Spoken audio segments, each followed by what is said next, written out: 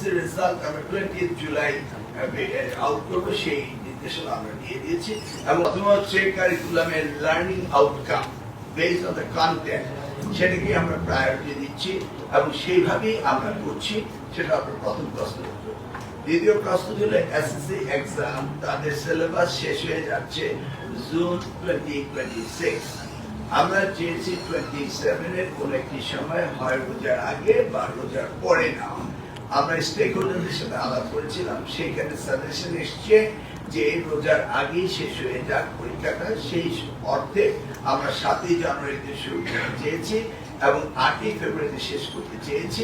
But in the meantime আপনারা react করছেন, সেটা আমরা অবজার্ভ করছি। আমরা চাচ্ছিলাম যে পরীক্ষাটা হয়ে যাক এবং অনেকেই চাচ্ছে। অর্থাৎ আপাতত আমরা রুটিনও দিয়েছি, এটাই রয়েছে এবং আশা করছি এটাই থাকবে, যদি স্টেক হোল্ডারদের সাথে আলোচনা করেছি। পরবর্তীতে যদি আপনারা সকলেই মনে করেন 1 মাস আগামী পিছানোকে আমাদের কিছু যাবে না, বাট 2027 এসএসসি পরীক্ষা থেকে বেসড নিয়ে আমরা আগামী দিনে সেশন জব এবং ইউনিভার্সিটি গুলো তাদের টাইমলি ফ্যাশনে তাদের কোর্স কারিকুলাম শেষ করতে হবে। অর্থাৎ 3 ইয়ার্স কোর্স 3 ইয়ার্স হবে, 5 ইয়ার্স কোর্স 5 ইয়ার্স হবে। কোন রকম ডিলে ওয়েটিং সেশন জব চলবে না। এট দ্য সেম টাইম আমরা ইন্টারমিডিয়েট পরীক্ষাও একইভাবে সিনক্রোনাইজ করার চেষ্টা করছি, যেন কোন রকম সময় নষ্ট না হয়। আপনারা জানেন ডুয়াল গ্রেড করতে আমাদের দেশে 18 বছর বয়স লাগার কথা, সেটা নিয়ে হচ্ছে 20 ইয়ার্স ওল্ড হয়ে যায়। ডেমোগ্রাফিক ডিভিডেন্ডে আমরা অনেক পিছিয়ে যাচ্ছি, সেই জায়গাগুলো আমরা সুদৃষ্টি রেখেছি। এছাড়া আমাদের এসএসসি রেজাল্ট আমরা 20 জুলাই আউট করবো, সেই নির্দেশনা আমরা দিয়ে দিয়েছি এবং পরবর্তীতে আমরা এসএসসি পরীক্ষার রুটিন এবং আমরা সবকিছু অ্যানাউন্স করেছি।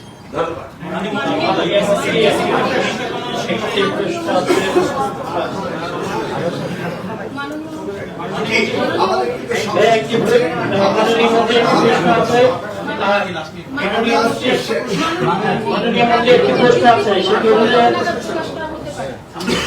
পরীক্ষা যেটা বিগত সরকারের সময় হয়নি, সেটা আমরা নিয়েছি এবং সেটা রেজাল্ট দিয়েছি। আগামীতে আমরা বৃদ্ধির এই যে অ্যামাউন্ট, সেটাও বাড়িয়ে দেওয়ার প্রস্তাব আমরা দিয়েছি, সেটাও আমরা সিদ্ধান্ত নেব। গাছ লাগানোর কর্মসূচি আছে বিভিন্ন শিক্ষা প্রতিষ্ঠানে,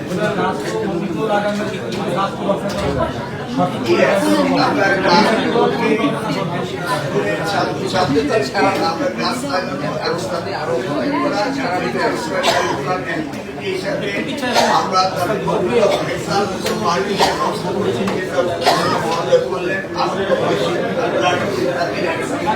পরীক্ষা থাকবে না, কিন্তু বাচ্চাদেরকে ইনভলভ করার জন্য আমরা নিয়েছি। বন বিভাগের সাথেও আমাদের শিক্ষা মন্ত্রণালয় রয়েছে। ধন্যবাদ।